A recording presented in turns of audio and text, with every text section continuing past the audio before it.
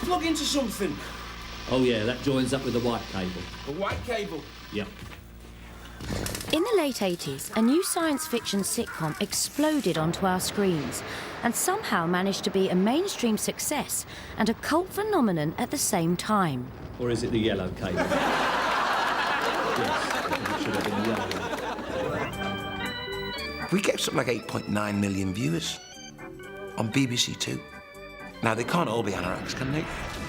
I've had to accept there is an element of Red Dwarf fans, dwarfies or Smeg heads, who are very, very dedicated to the show, to levels that I had no idea were possible. It got more and more fanatical fans and more real high fandom. They have conventions all the time. It's huge. People are desperate to characterise Red Dwarf fans as black T-shirt wearing science fiction geeks. The other thing that people don't want to hear is that the audience is 50-50 split male-female. They don't want to hear that half the audience are women. Who'd have thought, Red Dwarf, oh, it's a sitcom in space. You go, oh, Christ, do me a favour. Just what is it about Red Dwarf that causes such fanatical devotion? Over 8 series and countless book and game spin-offs since its first appearance in 1988, the devotion has grown, and interest in the long-promised movie of Red Dwarf is as strong as ever. To discover how all the combustible comedy elements came together, we need to travel backwards in time to the first connections that would lead to the creation of Red Dwarf. In the late 70s, 2 university dropouts named Rob Grant and Doug Naylor were scratching a living writing sketches on BBC Radio for the news headlines and radio sketch show Son of Cliché. That was where they first created the prototype character of a man alone in space with only his computer to talk to, Dave Hollins, Space Cadet. It was the beginning of a very big bang. It was always mine and Doug's plan to write a sitcom. That's sort of what we were here to do, and everything else was sort of leading up to that. The other prime mover in the Red Dwarf story is Paul Jackson, the producer who broke the TV comedy mould in 1982 with The Young Ones. That came after a spell inside the mould making Cannon and Ball, before he first worked with Grant and Naylor on the sketch show A Kick Up the 80s in 1981. I've been eating buffet bar food now for well on 18 months now, and I shall continue to eat buffet bar food until my connection arrives.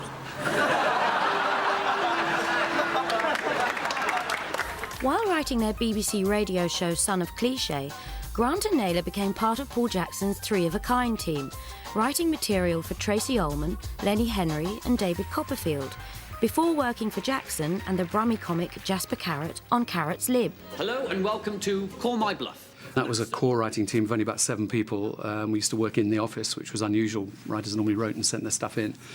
And I asked them to join that team, and again, they were a very important part of the team. And it is unilateral. Well, Mr. Healy? Unilateral means going for a non-nuclear defence policy. On screen was Chris Barrie, who managed to be the whole Labour front bench at once. Mr. Foote? Unilateral means we, yes. But Grant and Naylor were shooting for the stars. They asked Paul Jackson for advice. We said we want to write a science fiction sitcom. And he said, well, can I give you just one word of advice? Executives in television hate science fiction. There was an urge from some executives at the BBC that a sitcom is a sofa and 2 chairs. It's not a whacking great spaceship and, miles and miles of empty corridors and The Last Man on Earth, mutant cats, hologramic men and deranged robots. It'd been rejected 3 times. We didn't rewrite the script. We just kept sending it back, and Paul kept insisting that they read it again because they hadn't got it, and he really had a great belief in it. Undeterred, Grant and Naylor took over the controls of the satirical puppet show Spitting Image, which also featured Chris Barrie, who was quickly making a name for himself as everybody. I did various impersonations of various people, like David Colbert, extraordinary. I did Ronald Reagan, the United States President of the day. Well, so long, honey bun. What a fine-looking woman. Pity I'm only screwing her country. By now, Chris Barrie had starred in many Paul Jackson productions, including Carrot's Lib, The Entertainers, and in 1985, Saturday Live, where he shared the set with his future co-star. My name's Craig Charles. I'm here to do a special request on behalf of the Islington posse. Junkie McClark had started it all off, and there was a lot of sort of punk poets about sort of thing. No sirens screamed blue murder. No people screamed and ran. There was just the smell of burning rubber, then the police jumped out the van. They asked me to go on Wogan, and I couldn't believe they asked me to do Wogan, because that Friday night, I'd done this poem about, it's funny how niggers don't show bruises, but if you kick me enough, I bleed. It was all this really angry stuff, you know? And they said, do you want to come and do Wogan? And I went, you sure? At last it's spring, the birds will sing from tree and hedge and thicket, and soon our lawns will be adorned with people playing cricket. In 1985, Paul Jackson went to BBC Manchester, Grant and Naylor's hometown, to produce Ben Elton's Happy Families. Look out! And guess who got a scene with Jennifer Saunders? Such a disgrace. The fellow should be sacked. The fellow is dead. Oh, gross. There was a project sitting in the budget for Manchester for the next year called Paul Jackson Ben Elton Project, which they'd always hoped would be Happy Families 2, but Ben had never intended to write a second Happy Families, and we knew that. We just wanted to keep the money safe. So we had this project sitting there. They were looking for something very weird because they didn't want to fail in a traditional way, because there was a huge rivalry between BBC Manchester and BBC London. And so if they were going to fail, they wanted the protection of, we were doing something weird and original, and that was going to be their excuse. They sent me the first script of Red Dwarf, and I read it, and I loved it because, of course, it's not a space comedy. It's The Odd Couple is what it is. Or Porridge, or it's two guys locked in a situation they can't get out of who hate each other. Red Dwarf had docked in BBC Manchester. At last, the space juggernaut was ready for liftoff. We sort of sneaked in through the back door. We first wrote the pilot in 1983, and it didn't actually get on the air until 1988. So despite BBC executives' mistrust of science fiction, in 1988, Happy Families 2 morphed into Red Dwarf, and Grant and Naylor now had the force of Paul Jackson with them. So who would play the intergalactic odd couple? Stellar casting seemed possible with Alfred Molina and Alan Rickman interested in the parts of Lister and Rimmer. On the way of the world this week, Craig Charles. But that casting didn't quite come off, and the answer was unexpectedly found on Wogan. I asked Craig to read the script because there had been a suggestion that the cat might have racial overtones and there might be some disparagement involved in the casting of the cat. And I thought, well, who better to read it than Craig, who was a fairly politically attuned guy. He sent me the script saying, is the cat, like, tell me if you think the part of the cat's racist. I went, no, the part of the cat's really cool. Who's playing Lister? I'd only seen him as a poet, which I'd loved his act, and I'd used him several times. He said, I can do it, I want to audition for it. So I said, come and audition for it. We were looking for, you know, a low-life slob. That was the idea, that the last human survivor was the lowest, slobbiest human that there was.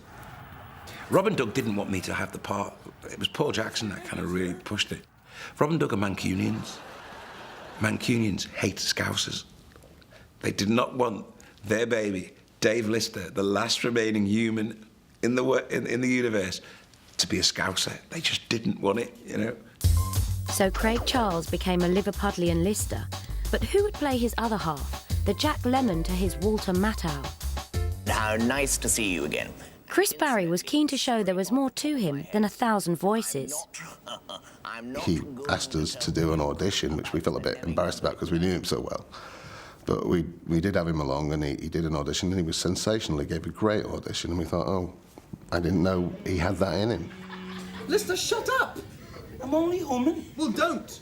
With Chris Barrie installed as the anally retentive Rimmer, the Red Dwarf double act was complete. Lister, don't hum and don't make any stupid sounds with your cheeks. The Rimmer-Lister relationship was probably similar to the one that I might have had with my brother at school, always on the threshold of a blazing row about something rather minor. This is a 14B, Lister. This is a 14F. Are you blind? In the early days, the hostility between Rimmer and Lister wasn't confined to outer space. It carried over into life on Earth, too. We hated him. Hated him for years. We just didn't get on. We did not get on. The tension between the actors eased over time, but at first it made the relationship between Dave Lister and his marginal superior Arnold Rimmer all the more believable. The two men spend their lives in space at the bottom of the food chain, servicing snack machines aboard the mining ship Red Dwarf. Lister is put in a state of suspended animation as a punishment for smuggling his pet cat on board. During this time there is a radiation leak and the entire crew of Red Dwarf is wiped out. 3 million years later, Lister emerges from stasis as the last human alive, with only the ship's computer Holly to talk to. So who would be the voice of Holly? Good morning, Dave. It is now safe for you to emerge from stasis. Please proceed to the drive room for debriefing. Landing the part of Holly was Norman Lovett, who had made occasional TV appearances in shows like The Young Ones, Saturday Live, and Ben Elton's Happy Families, but had a regular part on Don't Miss Wax. Holly the computer was originally intended as a voice-only part, but Norman Lovett had other ideas. And why is it so dirty around here, Hall? What is this stuff? That is catering officer Olaf Peterson. In my mind, from the word go, I thought, I want to be seen, I want it to be visual. Purely from an ego point of view, I think. So everyone's dead, I'm on my own, it's just me. Well, technically speaking, yeah. What do you mean, technically speaking? Hello, Lister. Long time no see. Rimmer, you're a hologram? Yes, that's because I'm dead. Rimmer has turned to dust like all the others, but Holly has resurrected him as a hologram to keep Lister sane, and thoroughly annoyed. Listen to me. Just shut up. The next crew member to make an entrance was Jon Jules. Danny was the first person we saw. He didn't know it, but he was half an hour late, and came in, was just so cool, so funny, and so late. Hey, how am I looking? His performance was terrific. He nailed it pretty well there and then. Looking nice. Jon Jules spoke his first words on television in 3 of a Kind, another Paul Jackson production, but he's always been a dancer by trade. I didn't want him to be this huggy bear. I didn't want him to be pimpy, and it was very difficult when you're wearing more makeup than Diana Ross, with a pink suit on. The cat, known simply as Cat, is actually evolved from Lister's pregnant cat, the one that he smuggled on board 3 million years ago. Better make myself look big. I was like, what is this all about? I thought, this is either going to be the biggest thing in the world, or we're all going to get shot at dawn. The odd couple had become a distinctly odd quartet, comprising of a poet, an impressionist, a stand-up comic and a dancer. What next? My name is Crichton. I'm the service mechanoid aboard the Nova 5. We've had a terrible accident.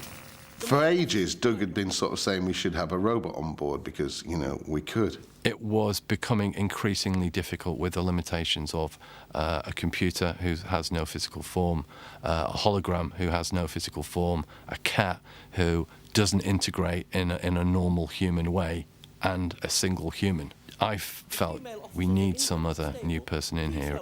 We sort of compromised by writing one as a guest star in one show called Crichton. Well, serving makes me happy, sir. It was a hit, and Doug sort of twisted my arm, and I agreed to have him back as a regular character. But what about you? Don't you ever want to do anything just for yourself? Myself? Well, that's a bit of a balmy notion, if you don't mind my saying so, sir. We wanted to cast the same guy. He was played by a guy called David Ross. But David wasn't available for the filming. The human that was available to play Crichton the android was Robert Llewellyn, whose comedy group The Joeys were regulars on the alternative comedy circuit. But he was probably least remembered for his appearance in Channel 4's The Corner House. I'd be very grateful if it's never shown again. It wasn't a huge success, it's safe to say. Right, Davy, who was she? No, there wasn't anyone. Honest, ask Pete. It's got nothing to do with Pete. Is it? Has it? He was at the party. It was a sitcom with absolutely no com. It was pure sit, and not very interesting sit. And as far as I was concerned at the time, completely the end of my career. This is an orange. It's a banana. It's no good, sir. I just can't do it. With his exposure to human beings, he actually admires their ability to lie and cheat and double-cross people. He thinks it's very clever and wonderful, and he wants to emulate that. What is it? Please, come on, what is it? It's a small off-duty Czechoslovakian traffic warden. Crichton can walk about. He can do all the exposition. He can be one of the lads. But he's a robot, so he can still have all the information. And it was like great. It made us a lot more mobile. What is this place? It's a pub. Pub. Ah, yes. A meeting place where people attempt to achieve advanced states of mental incompetence by the repeated consumption of fermented vegetable drinks. For their spaceships, walking holograms, and talking robots, the writers were inspired by science fiction, but the inspiration for the characters and dialogue came from a little closer to home. There'd just be things that we said, usually the more absurd and stupid, petty things we'd say that would appear in the next script or 2 scripts later in some way. It's coming straight for us. There's only 3 alternatives. He thinks we're either a threat, fool, or a mate. It's going to either kill us, eat us, or hump us. They'd listen to our conversations over lunch and stuff like that, and the next minute we'd get a script and everything we said was in it. It was like, hey, you cheat, give me some money. We have in our midst a complete Smeg pot. Brains in the anal region. Genitalia, small and inoffensive. Of no value or interest. Thanks to Enlightenment, evidence of primitive humour. We'd known these characters so well that maybe we started to become, I had become this sort of anally retentive, for goodness sake, come on, let's just be more professional about this sort of thing character. Morning, Lester. How's life in hippie heaven, you pregnant baboon-bellied space? I like a nice clean pile of freshly laundered clothes.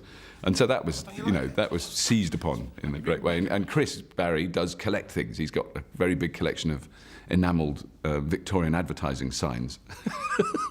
So they made that into telegraph poles. I offer to talk you through my photo collection of 20th century telegraph poles. You've always got some excuse.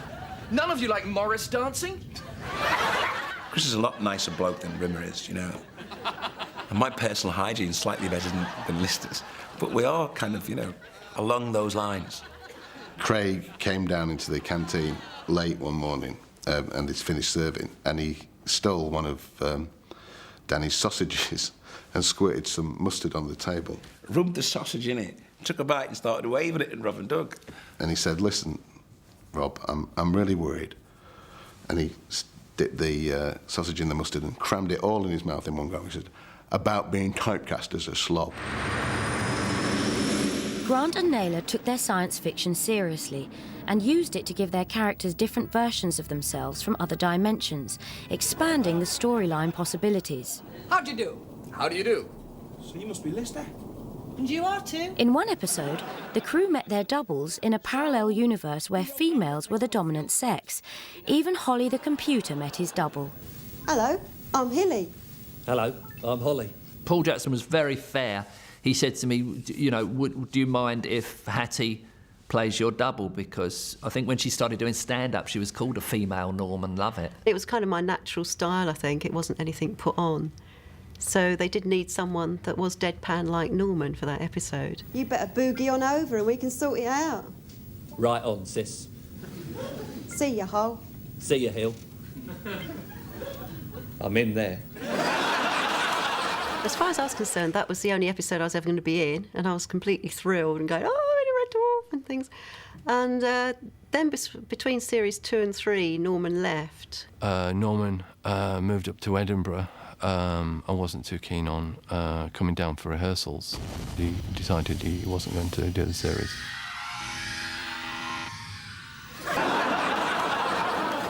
They gave me a bit of the script, and they said, can you read this? So I read it and kind of laughed, and they said, yeah, can you read it out loud? So they must have thought, yeah, she's dumb enough to be Holly. Hang about, I'm picking something up, some kind of distress beacon.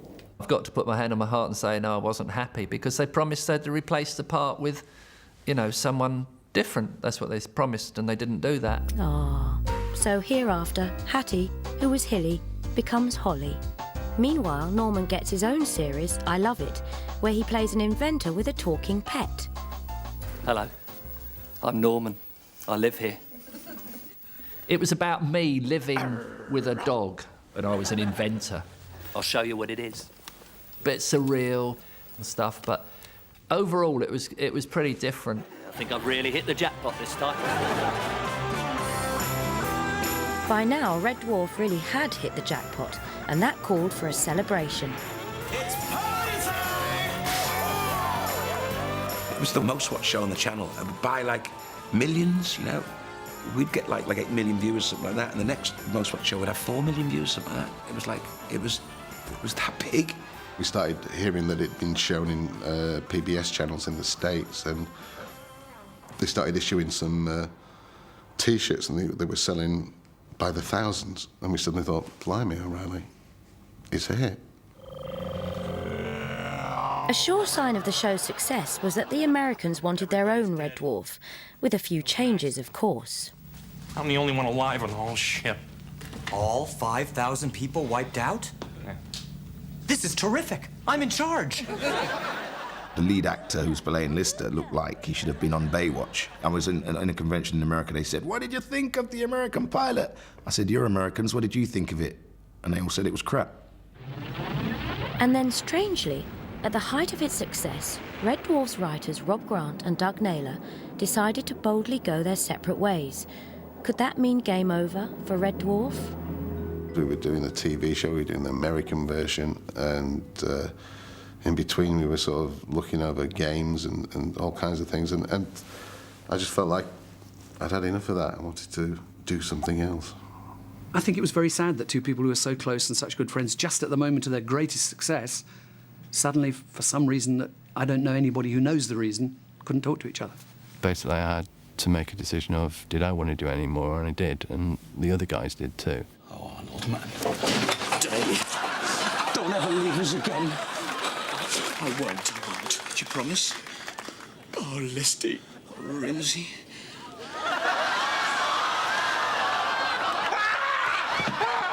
With Rob Grant leaving, it was left to Doug Naylor to steer the ship alone. In classic Red Dwarf tradition, the new series brought new developments. He was persuaded back for Series 8, but Rimmer was written out during Series 7, with Chris Barrie busy in another BBC studio playing Gordon Brittas in the British Empire.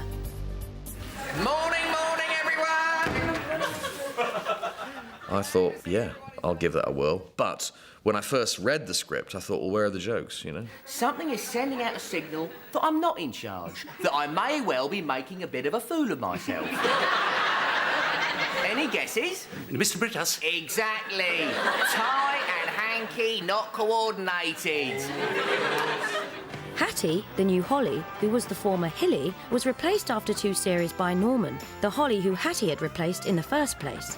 But the glamour didn't disappear with Hattie. Chloe Annette came aboard to play Lister's ex-girlfriend, and from Series 7, it wasn't just Christine Kochanski's outfits that were shiny. The set and special effects were glossier too. You hear that? Cat says the trimmers are like wrestling in treacle. No, I said they were down. Then I asked if you like wrestling in... It can wait. With one eye on the film, I'd been told that we needed, if we were ever going to raise the money, we would need an actress, a woman, glamorous type, in the mix. And so that's where the reintroduction of Kochanski came from. Hi, where's the captain's office? It's over there where it says captain's office, where it's always... In the show's early series, Christine Kochanski had been played by Claire Grogan. But when Doug Naylor brought Kochanski back, Chloe Annette had to get to grips with a totally alien environment. She was from a nice middle-class background, being plunged into this abyss of hideousness. A little present, ma'am. And desperately trying to find some sanity, order in this chaos. I mean, I really have tried to fit in. I even tried learning what offside was. She's the real princess, you know? Spoiled princess, you know? And they had been working together for so many years. They could all do anecdotes and joke around, suddenly action, and they'd slip into it. And meanwhile, I'm still going, ha, ha, from the joke they just told. And it cut. Do you think I like flying around space in this big skip with thrusters? Do you think I even enjoy breathing in on this ship? And to cap it all, I am faced with some neurotic droid who's completely obsessed with my pants drawer. You mean I'm not alone? Oh, I see.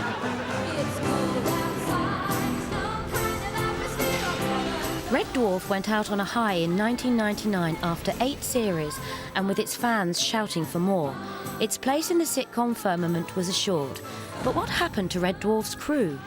I'd like to try something a little bit different tonight. Who's going to be kind enough to help me? I'd done my stand-up for a year, and I carried on doing my stand-up during Red Dwarf, so I just carried on doing that, really, and occasionally get bits in other things. But I think Red Dwarf probably is my main claim to fame. There's a mad, bad king, and he's called King John, and he sits on a big, bad throne. The year after I did Red Dwarf, I got made Marion. And he won't leave the people alone. The director told me that, we was in the office and we was thinking of who can we get into audition for Barrington. I've got cheese and onion, salt and vinegar, prawn cocktail, and this little fellow's new on the market. Someone said, what about the guy from Red Dwarf? The rest is history. Got you, sunshine, you are next. What do you mean, man? I haven't done nothing. Danny is currently in the Crouches and has appeared in the movies Blade 2 and Lock, Stock and Two Smoking Barrels. Robert Llewellyn has kept in touch with the world of Smeg heads, petrol heads, in Scrap Heap Challenge. Go! I got rung up and said, do you want to do this show about engineers that make things? And I'm a really rubbish mechanic, but I have kind of rebuilt gearboxes and changed axles on cars, so I've kind of got that interest, and I'm a bit of a closet petrol head. Incredibly, There's some similarities with Red Dwarf in the sense that it's, what is really a kind of weird, quirky, culty show that, you'd think 15 blokes that like welding would watch. And it's grown into this hugely popular programme. Chris Barrie, like so many Brits before him, headed for Hollywood to be a butler, Lara Croft's butler. And in his spare time, he presents Chris Barrie's Massive Engines. And in a similar vein, Craig Charles stayed close to the world of robots, special effects and geeks when he took over Robot Wars from Jeremy Clarkson. The rest, as Danny would say, is history. Crashing to the deck. I got offered a show called Robot Wars, and I do remember me sitting in my dressing room, looking in the mirror and thinking, what have I done with my career? This is just awful. Is defeat, and ultimately, the pit of oblivion. I was walking around the BBC, and they have monitors on the BBC with viewing figures and things like that. And Red Dwarf was #1 and Robot Wars was #2. I just thought, hey, rumours of my death have been greatly exaggerated. For Rob Grant, co-creator of this wacky world, life after Red Dwarf offered another sci-fi sitcom outing with The Strangerers, while Doug Naylor is working hard to launch Red Dwarf, the movie. I had a meeting with a major American film company who said, why don't you recast with British movie stars? And I went, this isn't going to work, but just talk me through it. And they said, how about Hugh Grant as Lister? And what's Emma Thompson doing these days? I left the building rather quickly. The wit and the repartee, his command of space directives is uncanny. How come he's such a genius? Don't ask me.